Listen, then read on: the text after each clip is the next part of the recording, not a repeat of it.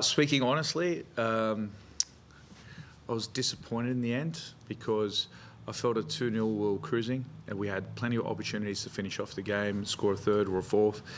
And I felt as though we let them come back into the game. Very basic goal that we conceded, and then we made it, a difficult game in the end. I think the thing is, to play like this, you need to be on for 90 minutes because playing a high line and being on the front foot with a press, if one piece is out, you're very vulnerable, and we conceded from it, and that was a disappointing thing. And I felt as though we also probably fell away with the ball. Some players are a little bit underdone in that last 20 minutes, and those are the moments that you need to really knuckle down and take ownership of the game, because if you're in the lead, teams are always going to press you, teams are always going to come at you, and we need to be smarter if we're going to get anything out of this season. It was one of the strongest start today. Get that. I think it was like 40 minutes before Adelaide even had a shot. It just felt like it was half an hour anyway. Yeah, I actually was quite surprised at the possession stats because I actually thought we had more of the ball. And I was surprised that it was 50-50. It was the first time that we didn't have full control of the ball. And I think that was maybe down to the last 20. I was really happy. I was really happy with the press. We did a couple of things that we haven't done all season, and we executed quite well. I thought both Mandreka and Lucas did very well at stepping out of the line and putting a lot of pressure on their 10s. Goodwin especially, because we find him to be a very dangerous player, and I think that worked for a large part. And I felt as though we also pressed with the intention to win the ball, which was very, very important, especially the way we play. Something probably that we lacked against MacArthur in the first half last week, but was very happy. Again, it's another step in the way we want to evolve the team, and we just need to now do it for 90 minutes. Can you explain the change of Dan Edwards coming into the starting lineup and what you thought of his first start, and also how you think Carlo went to as the number 10, because he had a lot of chances today? Yeah, he did. The idea with Dan coming into the team, I think he merited. So I'll give you a bit of backstory. I picked him up from NPL. He played a full season NPL. So when he's come into the environment, he's probably at the peak of where he would be in a season. So it took a bit of time for us to deload him and then get him reintegrated to the loads in the ALeague, which is completely different, especially the way we play. So I felt as though it was going to take him a little bit of time in order to get adjusted. And what he's done over the last month or 6 weeks has impressed myself and the coaching staff in terms of making a claim for a start. And we're going to play him against Mariners, give him a little bit of time, a little bit of exposure. But I felt as though we also maybe needed something a little bit different in the 10s in order for us to be on the front foot and have more of an attacking mindset. So I felt Dan coming in and Carlo, occupying the 10 was very important, and the two of them have very good chemistry off the pitch as well. So I'm not sure if it looked like that on the TV coverage, but every time Dan got the ball, he's looking for Carlo, and Carlo's always looking for Dan. So it was kind of a no-brainer. When referee points to the spot, you know immediately that it wasn't a penalty with the one with Lucas. Yeah, so because my eyes were on the ball, I felt as though there was movement on the ball, and I know I've got great vision, so it felt like it just didn't feel like a penalty. I don't know what it is. Just there was the feeling, and I think the VAR supported that. But again, I was disappointed that we conceded the actual, we got into a position like that because there's a nothing moment as well. So, these things happen as well. You get a little bit lucky, and we go up to the other side of the pitch and, we get a pen. So, hopefully it all works out in the season.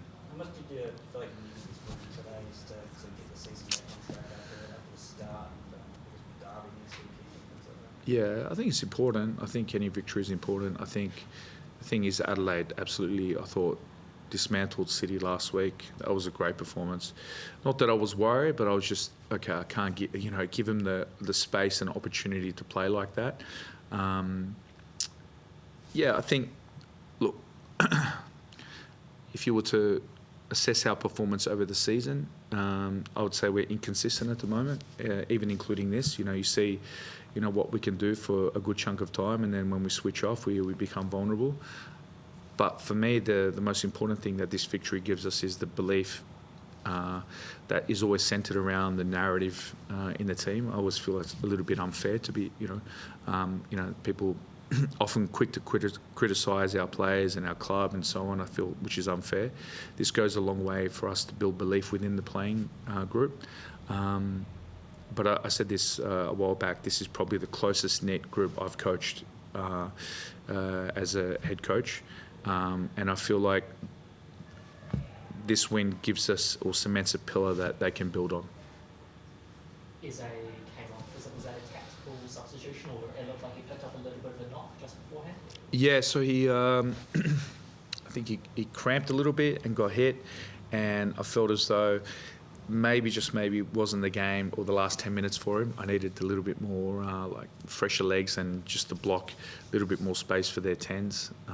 And usually I don't like taking the senior players off, but I felt at the time it was the right thing to do. The penalty that Rami scored, yes. You're not going to watch the penalty. No, of course not. Did you know he was going to take it? It looked like no. Mandrake might have. No, Mandrake was assigned, and then credit to Mandrake. Mandrake gave it to Rami because he felt it would help him in terms of building confidence.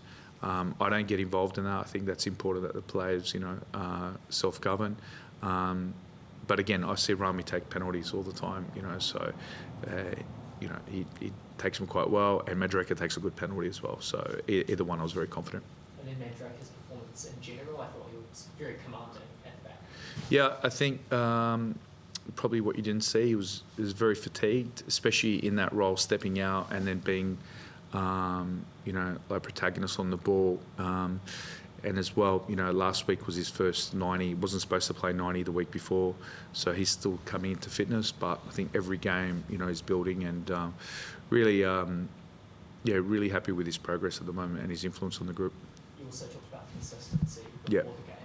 Is that first 30 minutes or so, is that the consistent level you want to be at for the 90?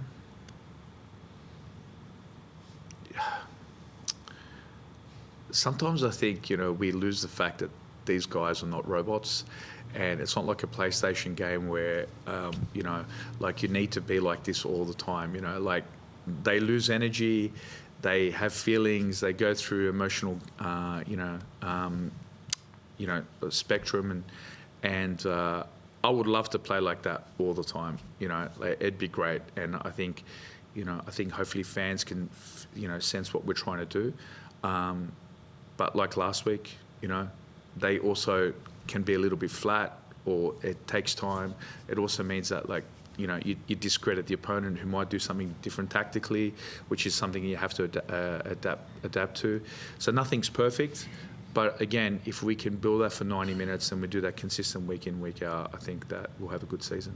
And then just on the fans, maybe a smaller turnout than some previous games, but how much did you appreciate that support, especially those last 10 minutes holding on to the lead? Yeah, so something that I spoke about, maybe not necessarily agree with wholeheartedly with the group, but, I think last year was, especially after the heights of first year in charge, I think wasn't good, and I get that. I took full responsibility for last year. It's someone else's fault, like I'm the person in charge. So I think, the vibe I get when I come here now, it's not like the vibe I get a couple of years ago. So it's our responsibility as a playing group, as a coaching staff, is to build that confidence back. I felt as though I think we did that quite well in the first couple of games. I think the Auckland game maybe, I don't know what it is, fresh wounds from last year wasn't a good vibe. So, this week we sat the boys in the yellow fever. We wanted for them to reconnect with what it's really all about.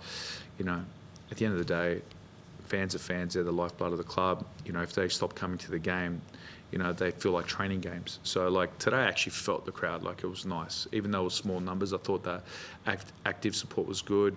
Every time we did something positive on the front foot, they were cheering us, and it felt like like that, their energy was what, got us through the match, which was good. Even at the end there, where we maybe, went off script and were defending a little bit against what we're doing, they still rode every challenge and every tackle, and it was a good thing. And I think, we need, as a playing group, we need to put that performance step by step. Like, we've got Auckland this week, want to beat Auckland, and then, our season is flying, and then we can come back here, beat Mariners and Newcastle, and then, everyone has a different narrative. And just finally from the Alex Rufus goal, was that one off the training ground? You got to ask Kelly. It was a good set piece, and I think the only thing I was happy with there was I was saying to the boys on the bench about 5 minutes earlier, Rufus needs to keep his shots down, and he did. So I was very happy. So now he deserves a goal. It's very important, I think, for sixers to be scoring in a team, because you can't rely just on Eze and the 10s and so on. So very happy. Thank you, boss. Thank you.